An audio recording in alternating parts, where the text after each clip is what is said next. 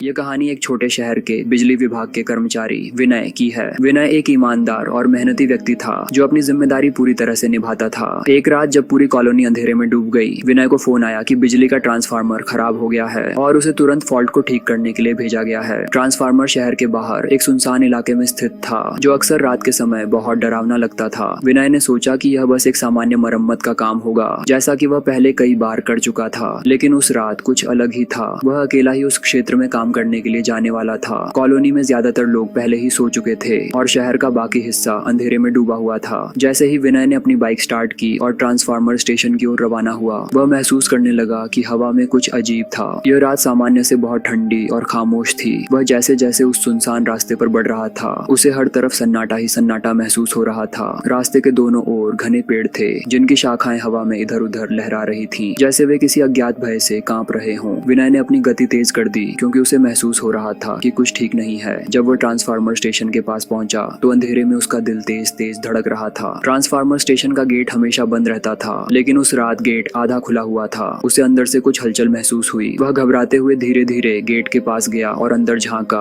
उसे सामने पुराने ट्रांसफार्मर के पास कुछ हलचल दिखाई दी, जैसे कोई व्यक्ति खड़ा हो। विनय ने सोचा कि यह कोई और कर्मचारी हो सकता है, लेकिन जैसे ही वह अंदर गया, वह सन्न रह गया। सामने एक अजीब सी आकृति खड़ी थी जो पूरी तरह से काले कपड़ों में लिपटी हुई थी। उसकी आंखें पूरी तरह से काली और बिना किसी पुतली के थीं। वह आकृति एक एक कदम करके विनय की ओर बढ़ने लगी। विनय ने डरते हुए कदम पीछे खींचे और हड़बड़ी में अपने मोबाइल से लाइट जलाकर उस आकृति को देखने की कोशिश की, लेकिन लाइट उस समय काम नहीं कर रही थी। अचानक उस आकृति ने धीमे से कहा, तुम यहाँ क्यों आए हो? उसकी आवाज इतनी घनी और डरावनी थी कि विनय के शरीर में सिहरन दौड़ गई। वह कुछ जवाब नहीं दे पाया और कदम पीछे हटाते हुए ट्रांसफार्मर की ओर बढ़ने लगा। लेकिन जैसे ही उसने एक कदम बढ़ाया, उसका मोबाइल गिर पड़ा और पूरी जगह में अंधेरा छा गया। उसने महसूस किया कि वह अकेला नहीं है। घना अंधेरा और उस रहस्यमयी आकृति ने उसे घेर लिया था। वह आकृति अब बिल्कुल पास आ चुकी थी और धीरे धीरे बोली, तुम नहीं बच पाओगे, तुम यहाँ मरने के लिए आए हो। विनय ने जल्दी से ट्रांसफार्मर की मरम्मत करने का काम शुरू किया, क्योंकि उसे लगा कि अगर वह काम पूरा नहीं करेगा तो उस भूतिया ताकत से वह कभी बच नहीं पाएगा। उसके हाथ कांप रहे थे और वह जल्दी जल्दी तार जोड़ने की कोशिश कर रहा था। जैसे ही वह तार जोड़ते हुए ट्रांसफार्मर को ठीक करता,